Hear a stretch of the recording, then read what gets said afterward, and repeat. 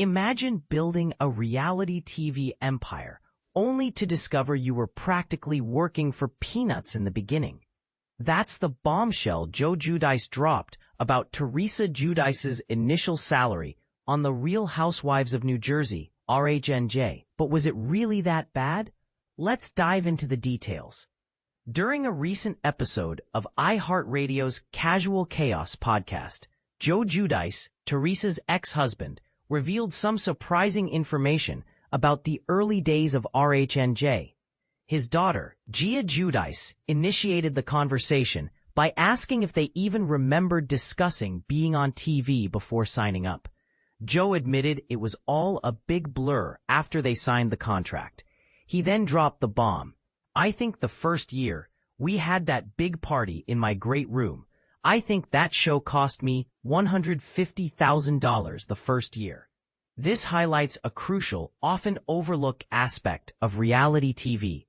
The stars often foot a significant portion of the bill, especially in the early seasons, to create compelling content. Think about it. Lavish parties, designer outfits, and extravagant vacations all contribute to the show's appeal, and these expenses often come directly out of the housewives' pockets. Gia chimed in, explaining that housewives don't get, obviously, paid that much money filming a first-season show. She clarified that salaries typically increase as the seasons progress, reflecting the growing popularity and value of the cast members.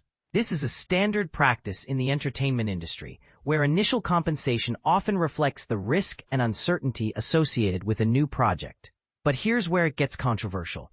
Joe then revealed the actual figure of Teresa's paycheck for that inaugural season, a mere $25,000. "We got paid nothing the first season," he claimed. "I mean, it was ridiculous, but whatever. Considering the time commitment, the emotional toll, and the financial investment required to be on the show, many would argue that $25,000 is indeed a paltry sum." Now, before you jump to conclusions, it's important to remember that RHONJ premiered in 2009. Reality TV salaries were generally lower back then compared to today's inflated figures. Also, Teresa and Joe were original cast members, meaning they were taking a chance on a brand new show with no guarantee of success. Bravo was taking a risk on them, and they were taking a risk on Bravo. Teresa has been a constant presence on RHONJ since its beginning, even with the show taking a hiatus during her time in prison in 2015. Despite their divorce in 2020 and Joe's deportation in 2019 following a fraud conviction, he has made occasional appearances on the show, demonstrating the enduring connection between the Giudice family and the RHONJ franchise.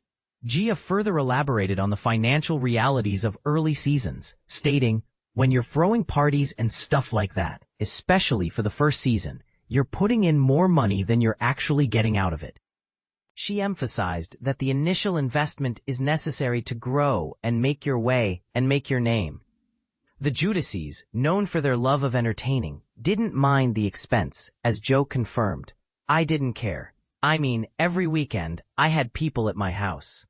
And this is the part most people miss. While Joe seemed unconcerned about the financial aspects of the show, he did express regret over certain on-screen moments. He specifically mentioned an incident during the Season 4 cast trip to Napa, California, where, fueled by alcohol, he called Teresa derogatory names. "The one up where we were at the vignette or something. I called your mother something. I know it wasn't very nice," he said. "That was just out of pure, drinking wine, and enough was enough."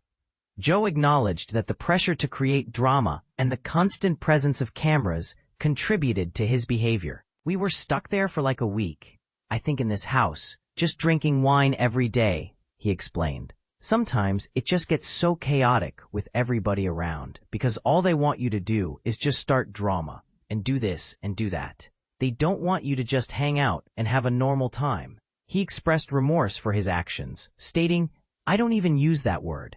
I hate that word. Why it came out of my mouth? I have no idea." So, what do you think? Was Teresa Giudice's $25,000 salary for the first season of RHONJ a fair deal, considering the risks and potential rewards? Or was she significantly undervalued? And how much responsibility do reality TV producers bear for the on-screen behavior of their cast members? Share your thoughts in the comments below.